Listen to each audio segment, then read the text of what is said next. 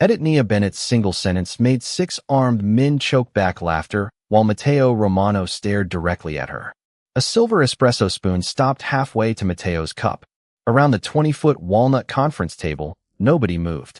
Amber pendant lights reflected across polished leather folders and black marble, while the bitter smell of coffee mixed with cedar and expensive cologne. Nia remained beside Matteo's chair, tablet tucked beneath one arm, as though she had not just violated the most carefully protected rule on the 46th floor. 30 seconds earlier, Carlo Vescari had complained that Nia's revised schedule left him only 15 minutes with Matteo. 15 minutes? Carlo had snapped. I waited 3 weeks for this meeting. Nia had checked her tablet. Actually, Mr. Vescari, you waited 3 weeks because you canceled twice and arrived 40 minutes late once. Carlo's ring tapped against the table. I need an hour. Then I recommend speaking 4 times faster. 2 men had coughed. Another had suddenly become fascinated by his coffee. Carlo leaned toward her. Do you always have an answer? Nia glanced at the 6-page briefing he had brought for a 15-minute meeting. Only when the question arrives with supporting documentation. That was when the room nearly broke. A strangled laugh escaped from somewhere near the windows. Then everyone remembered Matteo. Silence returned so quickly that the low hum of the ventilation seemed deafening. Matteo Romano had not laughed in 9 years. People who worked near him knew that much, even if nobody explained why. At 41, he carried authority without raising his voice. Dark tailored suit, white shirt, broad shoulders held perfectly still, and eyes that could end an argument before his mouth opened. Nia had been his executive secretary for 6 weeks. Long enough to understand that people did not merely avoid joking with Matteo. They removed laughter from rooms before he entered them. Matteo lowered the spoon. Ms. Bennett. Yes, sir. Was that intended to be funny? Nia considered the question. No, Carlo exhaled through his nose. That makes it worse. Nia looked at him. For your schedule, definitely. Another suppressed sound came from the table. Matteo's gaze stayed on her. Then something happened. Tiny. Almost invisible. The left corner of his mouth lifted perhaps 1/8 of an inch. Nia saw it. So did Carlo. Matteo's jaw tightened immediately, erasing the movement. He picked up his espresso. Mr. Vescari gets 15 minutes. Carlo opened his mouth. Starting now. Carlo closed it. Nia tapped the timer on her tablet. 14:58. Matteo looked at her again. The meeting continued, but its temperature had changed. Paper slid across walnut. Ice clicked inside untouched water glasses. Nia spoke only when necessary, yet every time she did, Matteo's eyes shifted toward her before anyone else's. At 10:17, the final capo left. Nia gathered the folders while Matteo remained seated. Close the door. She did.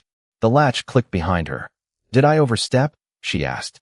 Matteo turned his silver watch once around his wrist. You made Carlo look ridiculous. He brought a 6-page presentation to ask whether Thursday works. Matteo's mouth tightened again. Nia noticed. There. His eyes narrowed. There what? Nothing. She picked up the last folder. Interesting nothing, though. Matteo rose, towering over the table. You are employed to manage my schedule, not study my face. Then your face should stop appearing during business hours. For one dangerous second, the corner of his mouth moved again. Matteo turned away before it could become anything more. Nia headed toward the door. Ms. Bennett. She looked back. His hand rested against the cool glass overlooking Manhattan. Tomorrow, 8 o'clock. Don't be late. I'm never late. Matteo's reflection stared back from the window. And Nia? It was the first time he had used her first name. She waited.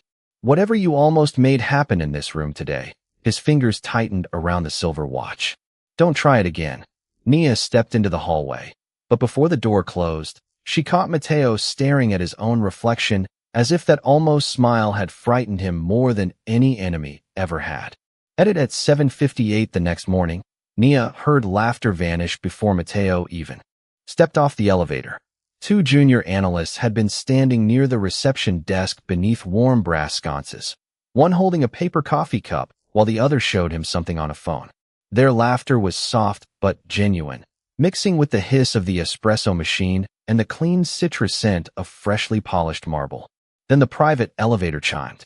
The phone disappeared into a pocket. The analyst lowered his cup. By the time Matteo Romano crossed the black stone floor, both men looked as though amusement had never entered their bodies. Matteo noticed none of it, or pretended not to. Nia followed him into his office, carrying his schedule. 8:30 with legal, 10 with Carlo. Lunch at 12:15. Matteo removed his suit jacket and placed it over the leather chair. Cancel lunch. No, he looked at her. That wasn't a question. Neither was my answer. Nia set an espresso beside his hand. Steam curled through the cool office air. You skipped dinner yesterday. How would you know? Your driver returned the restaurant reservation confirmation to my inbox at 11:04. Matteo took a slow sip. You monitor too much. You hired me to. His mouth threatened that same microscopic movement from yesterday. He turned toward the window before it could happen. Nia noticed the date glowing on her tablet, October 14th. When she returned to reception, an older assistant was removing a small box of cupcakes from the counter. Leave those, Nia said. The woman glanced toward Matteo's closed door. Not today. Why? Her hand stopped around the cardboard box. 9 years today. Nia did not ask what happened. She did not need another secret. She needed to understand the room. So she watched.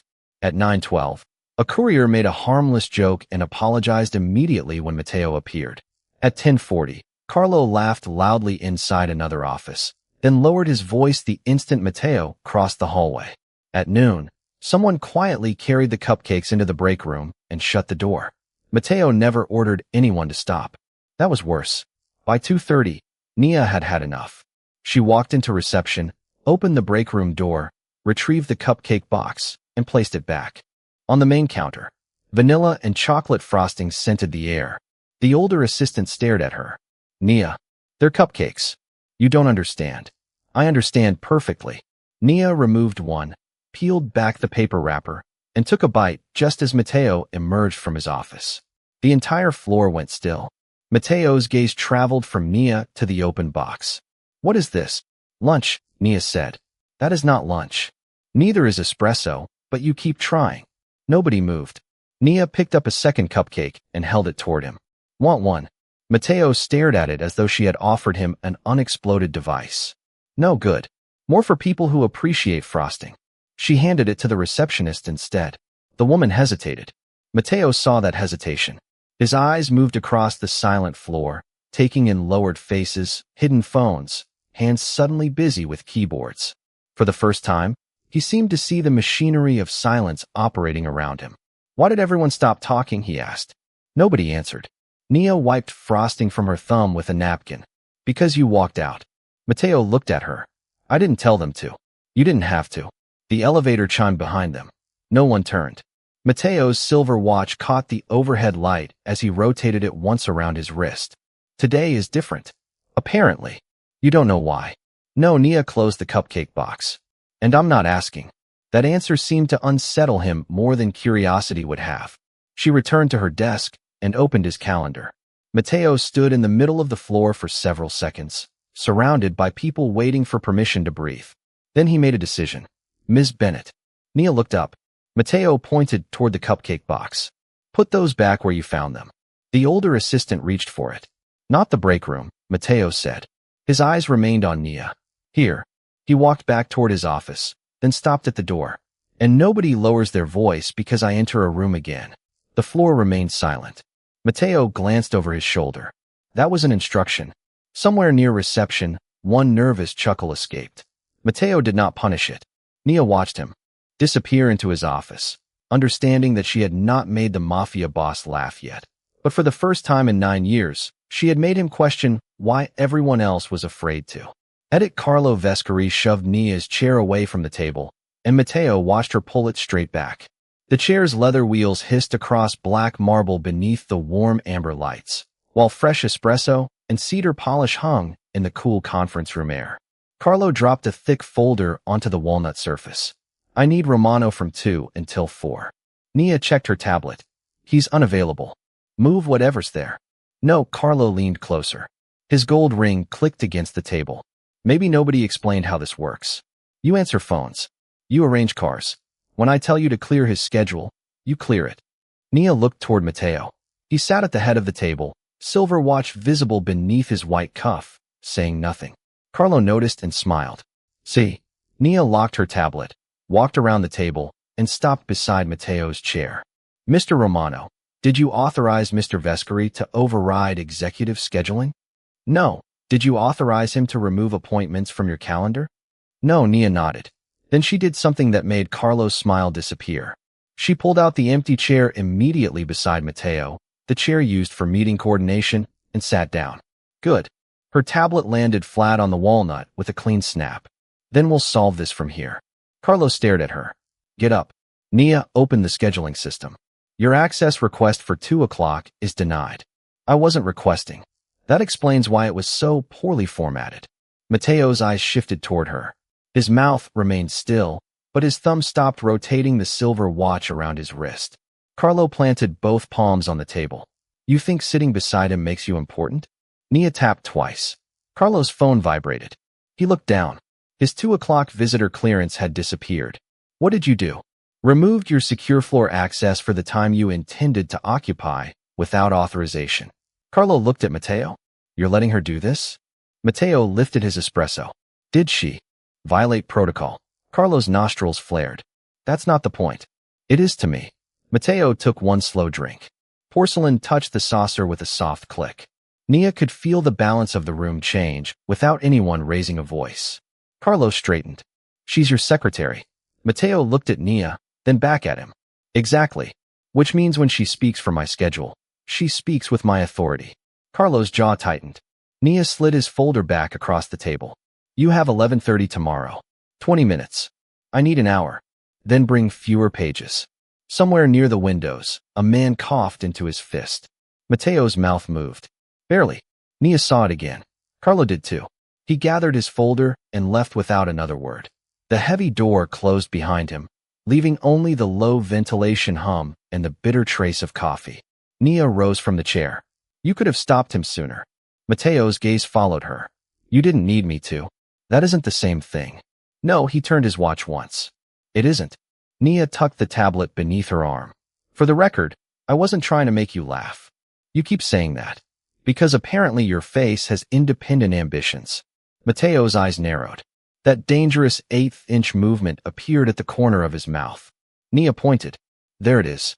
Ms. Bennett. Gone already. She headed toward the door. Nia. She stopped. Matteo removed his silver watch and placed it on the table, the metal band making a surprisingly delicate sound against the walnut. Tonight, you're working upstairs. Nia looked at the watch, then at him. The penthouse. My private office.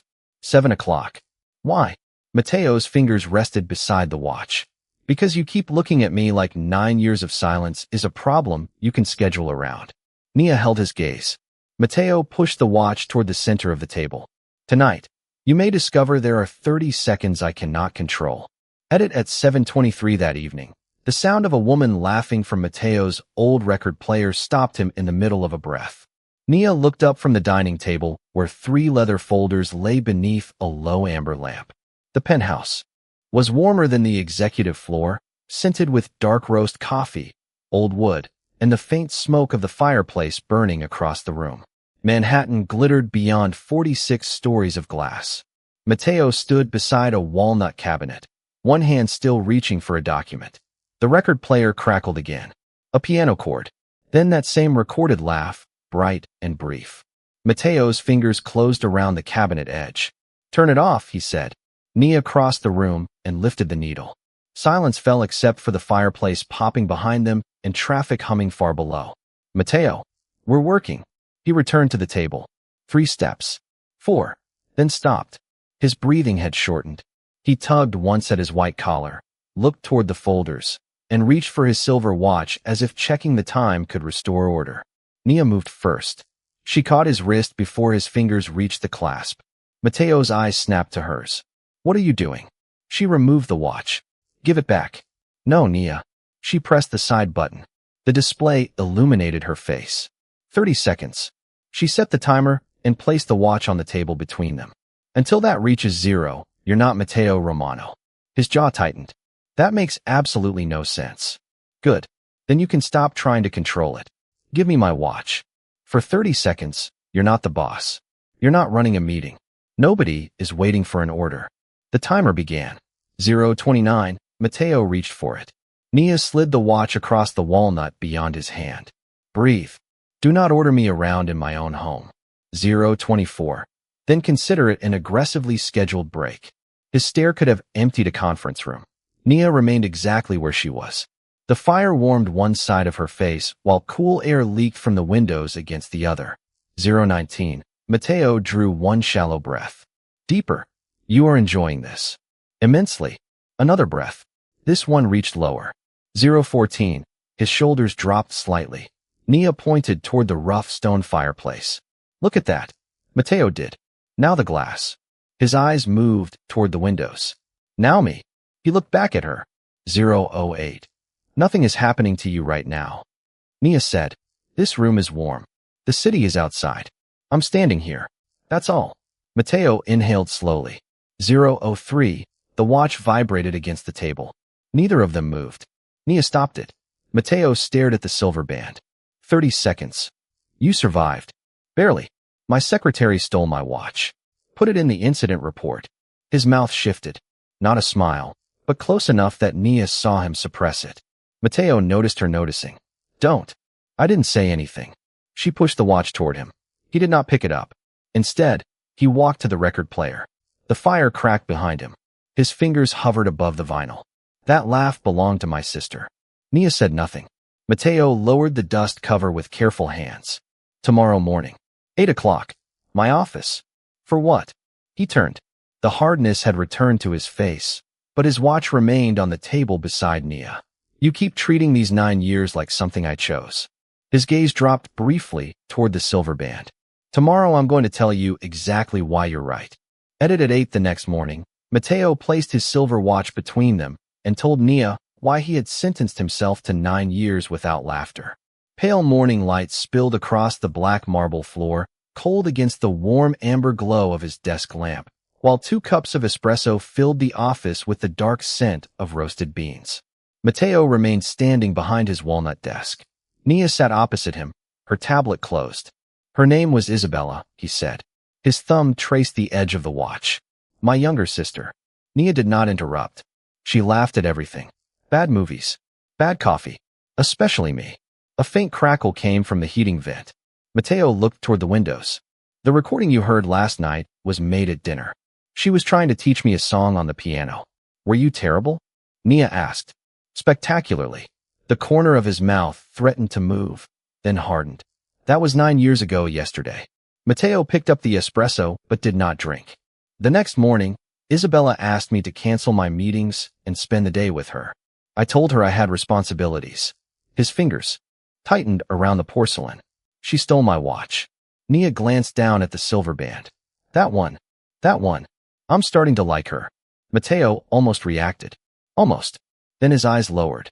She told me 30 minutes without knowing the time might turn me human. Nia's hand went still beside her chair. Matteo continued. I laughed. Told her she was impossible. Then I took the watch back and left. He placed the cup down. Porcelain clicked against the saucer. Later that day, consequences from the world I had built reached her. She was in the wrong place because of people connected to me. She never came home. The office seemed to shrink around the words. Traffic murmured 46 floors below. Nia watched Matteo fasten the watch around his wrist. The next morning, he said, one of my men made a joke. I felt myself starting to laugh. His jaw locked, and all I could hear was Isabella. So you stopped. I decided laughter belonged to the life I had before I failed her. Nia rose. You decided? Matteo's eyes lifted. Yes. Not couldn't. Decided. Yes. Nia walked around the desk. She did not touch him. She pointed at the watch instead.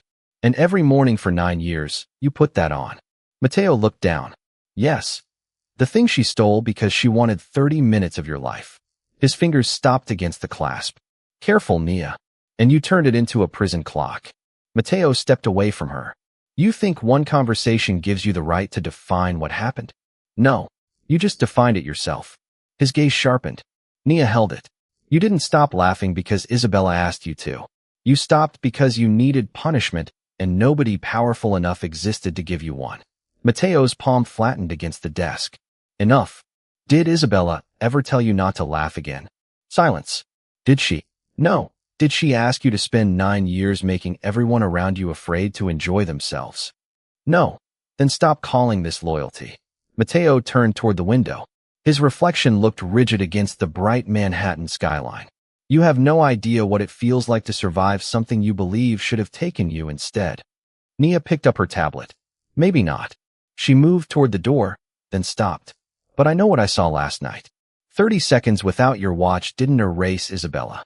Mateo looked over his shoulder. It brought you closer to the man she was trying to reach.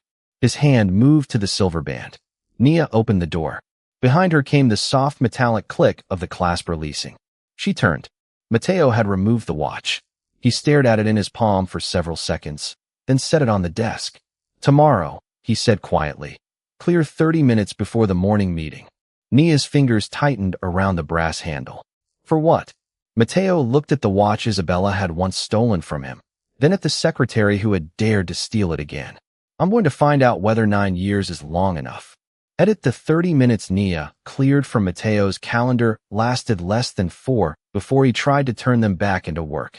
At 7:30 for the next morning, pale sunlight cut across his walnut desk, flashing on the silver watch he had left beside a closed folder, while the office smelled of hot espresso and cold leather.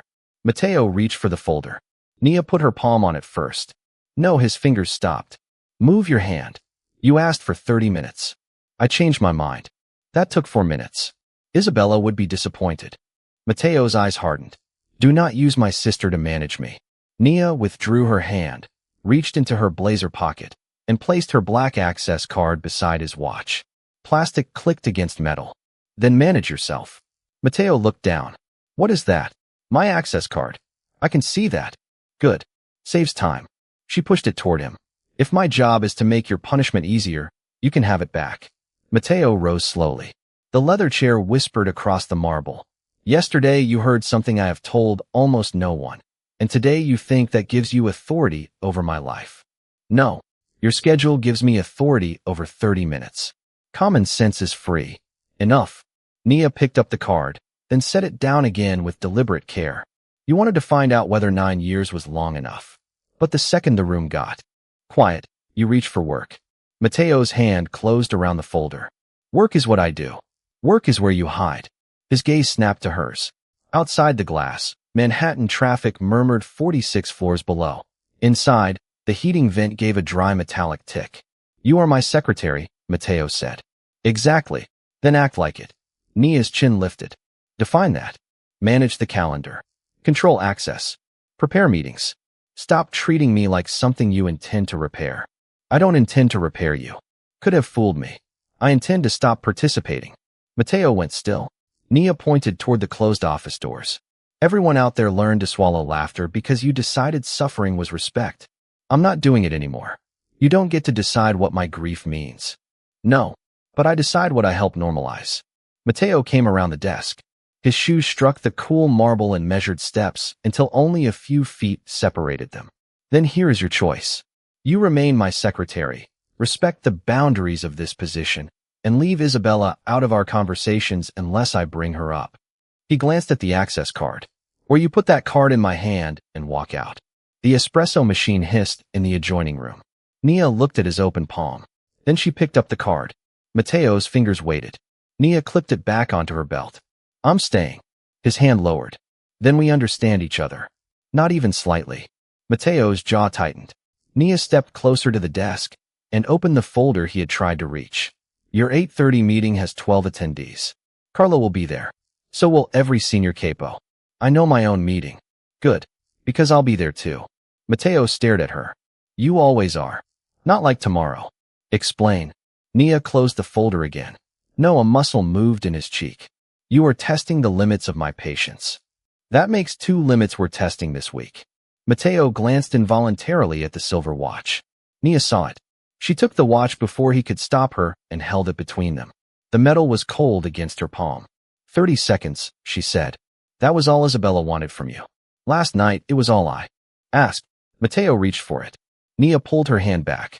Tomorrow, if you turn that conference room into another place where 12 grown men are afraid to breathe, I will interrupt you. In front of them? Yes. You understand what that means in my world. Perfectly. Mateo's eyes stayed locked on hers. Then, instead of taking the watch, he lowered his hand. You challenged Carlo because you knew the rules protected you. His voice dropped. Tomorrow, there will be no rule protecting you from me. Nia placed the watch in her blazer pocket. Then tomorrow we find out whether I ever needed one. Nia waited until Mateo's hand struck the walnut table before she took his chair. The sound cracked through the conference room, sharp enough to make 12 men straighten beneath the amber pendant lights. Espresso steamed beside leather folders, filling the chilled air with roasted bitterness, while Manhattan burned silver through the floor-to-ceiling windows. The decision is made, Mateo said. Carlo Vescari opened his mouth. But I said it's made. Silence dropped instantly. Mateo stood at the head of the table, shoulders rigid beneath charcoal wool, one hand planted beside the empty space where his silver watch usually rested.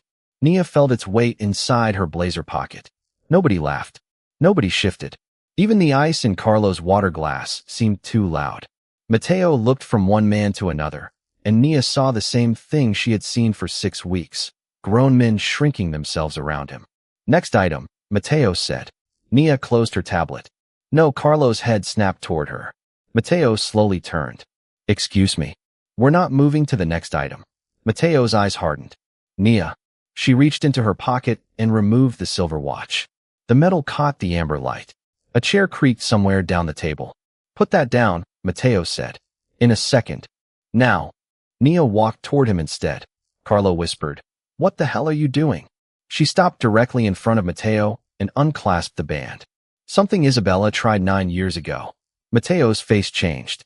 Do not do this here. You told me there would be no rule protecting me. There. Isn't. Good. Nia took his wrist and fastened the watch around it. Then she pressed the timer. 30 seconds appeared. Mateo looked down. What is this?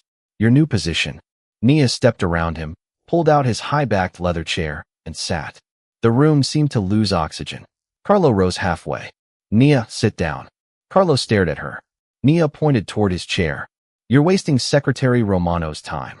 Someone inhaled sharply. Mateo did not move. Get out of my chair. 25 seconds. Nia. 23. She slid her tablet toward him across the walnut. Secretary Romano. I need tomorrow's lunch moved to 12:30. Carlo limited to 15 minutes. And someone to explain why grown men suddenly forget how lungs work whenever their boss enters a room. Carlo's mouth fell open. Mateo's stare could have frozen steel. 18 seconds. Nia leaned back in his chair. Also, your employer refuses to eat lunch, has a complicated relationship with cupcakes, and apparently believes smiling requires written authorization. A sound escaped from the far end of the table. Someone disguised it as a cough. Mateo's mouth tightened. 12 seconds. Nia pointed toward Carlo. And please schedule an emergency appointment for that tie.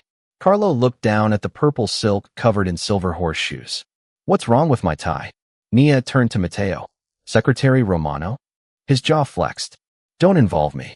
That is literally your job for another 7 seconds. A second capo covered his mouth. Mateo looked at Carlo's tie, then at Nia sitting in his chair, then at 12 terrified faces pretending none of this was happening. His lips pressed into a hard line. 3 seconds, Nia said. Any final administrative concerns? Mateo looked directly at her. The timer vibrated against his wrist. Nia stood immediately and stepped aside. Your chair, Mr. Romano. Nobody breathed. Mateo stared at the empty seat. Then at Nia. Everyone out. Chairs scraped backward. Carlo grabbed his folder. Within seconds, the heavy doors shut behind the last man. Nia remained beside Mateo's chair. You told me to interrupt. You sat in my chair. For 30 seconds. You called me your secretary. You were surprisingly underqualified. Mateo's nostrils flared. Nia waited for the explosion. Instead, his gaze dropped toward Carlo's abandoned water glass. Silver horseshoes, he murmured. Nia blinked. Mateo looked at her again. One corner of his mouth rose. He fought it. His shoulders moved once. A rough, unfamiliar sound caught in his throat. Nia went perfectly still. Mateo covered his mouth, but another sound escaped, warmer and unmistakable. 9 years of silence had reached its final defense, and it was beginning to break. Mateo's first laugh in 9 years lasted 3 seconds before he strangled it into silence. The conference room still smelled of espresso and polished walnut, and the air conditioning pushed a cold stream across Nia's hands as she watched Mateo turn sharply toward the windows. His reflection floated against the bright Manhattan skyline, one palm covering his mouth, the silver watch still strapped around his wrist. "Don't," he said. Nia had not moved. "I didn't say anything. You were going to." "Actually, I was deciding whether that qualified as laughter or a malfunction." Mateo's shoulders jerked once. He gripped the window ledge. "Nia, could be mechanical. 9 years without maintenance is serious." Another sound escaped him, short and rough. He shut his eyes. Nia's teasing disappeared. She crossed the room, her heels clicking softly against the cool marble, and stopped several feet behind him. "Mateo." I heard her. His voice was barely above the hum of the ventilation system. Nia waited. Mateo touched the watch. "For 1 second, when I laughed, I heard Isabella laughing with me." The room fell still. Sunlight warmed the side of his face while his fingers trembled against the cold metal band. "And what happened after that?" Nia asked. Mateo turned. "I remembered why she isn't here." He reached for the clasp. Nia caught his wrist. No, his eyes flashed. "Let go. Not this time." "Nia, you told me she stole this watch because she wanted you to live for 30 minutes. Mateo pulled once, but Nia held on. "You laughed for 3 seconds and immediately tried to punish yourself for it. You don't understand." "Then make me understand why 3 seconds of laughter dishonors a woman who spent her life trying to make you laugh." Mateo froze. The brass door handle clicked behind them. Carlo stepped halfway inside.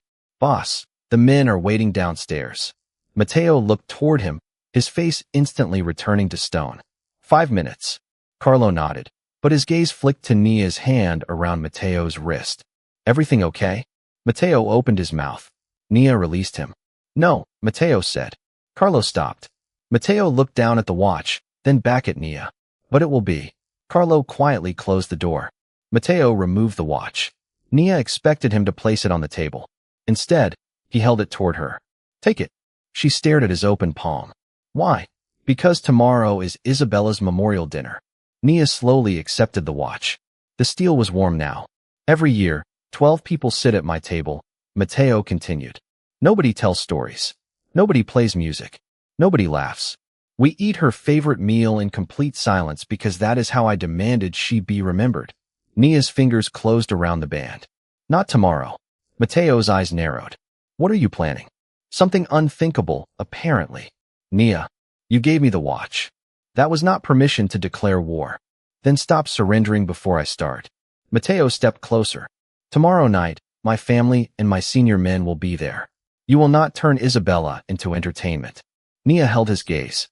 "I won't. You will not humiliate me." "Can't promise that." His mouth twitched. Nia pointed at it. "There. Again." Mateo immediately looked away. "You're impossible. Your sister said the same thing about herself." That stopped him. Nia placed the watch inside her pocket. "Tomorrow, I'm changing the dinner." "Without telling me how." "Yes." "And you expect me to allow this?" Nia walked toward the door. "No. I expect you to spend the next 24 hours deciding whether you trust your secretary more than you trust your punishment." Her hand reached the brass handle. Behind her, Mateo spoke. "Nia." She turned. He stood alone beside the long table, sunlight across his face, the chair she had stolen still pulled away from its place. "If I tell you to stop tomorrow," Nia waited. Mateo inhaled slowly. "Don't." At exactly 8, Nia placed a red plastic clown nose beside Mateo's crystal water glass. 12 men stared at it beneath the warm chandelier light, while roasted garlic, tomato sauce, and fresh bread scented the private dining room. Mateo stood at the head of the long walnut table, black suit immaculate, expression carved from stone. His eyes moved from the ridiculous red object to Nia. "Explain." Nia reached into her pocket and placed Isabella's silver watch beside it. "Your sister left instructions." Mateo's gaze sharpened. "What instructions?" 30 minutes without knowing the time might turn you human." Carlo lowered his eyes, hiding something dangerously close to a smile. Mateo noticed. "Nia, you told me not to stop." She walked to the antique piano in the corner. Candlelight trembled across its polished black surface. Mateo's hand tightened around his chair. "What are you doing?" Nia sat down and opened a sheet of music. Making your memorial accurate. She struck the first chord. It was terrible. Mateo blinked. Nia struck another, somehow worse. Carlo winced. Good God. Quiet, Nia said. I practiced 12 minutes for this. One of the men coughed into his napkin. Mateo stared at her. That song. The one Isabella tried teaching you. Nia continued, missing notes with spectacular confidence. The melody limped through the room. Mateo's lips pressed together.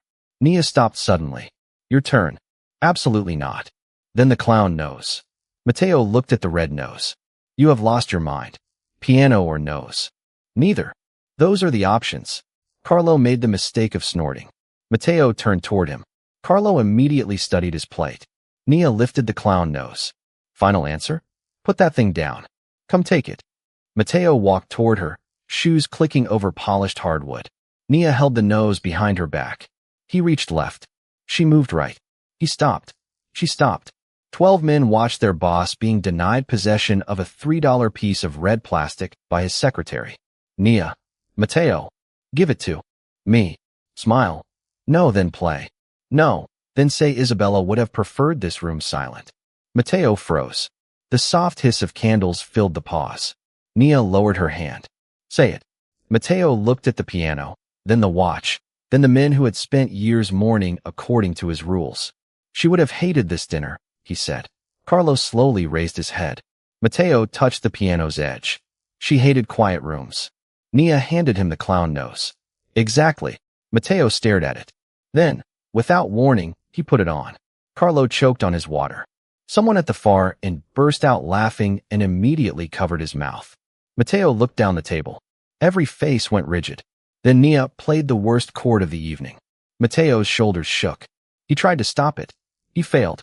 The sound came quietly at first, rusty and unfamiliar, then opened into something full and warm. Mateo Romano laughed. Not 3 seconds. Not by accident. He bent forward against the piano, laughing until his eyes watered, while Carlo laughed with him and the entire room finally followed. Nia said nothing. She simply watched as 9 years of fear dissolved beneath candlelight and bad piano music. Later, when the plates were empty and the room smelled of coffee and melted wax, Mateo found her beside the window. He fastened Isabella's watch around his wrist. Keep tomorrow morning clear. Nia glanced at him. 30 minutes? Mateo smiled. An hour. She nodded toward the red, nose still in his pocket. Growth looks terrible on you. He laughed again, easier this time. Mateo had spent 9 years believing silence honored the dead, until one impossible secretary reminded him that the people we love are not honored by burying the joy they gave us.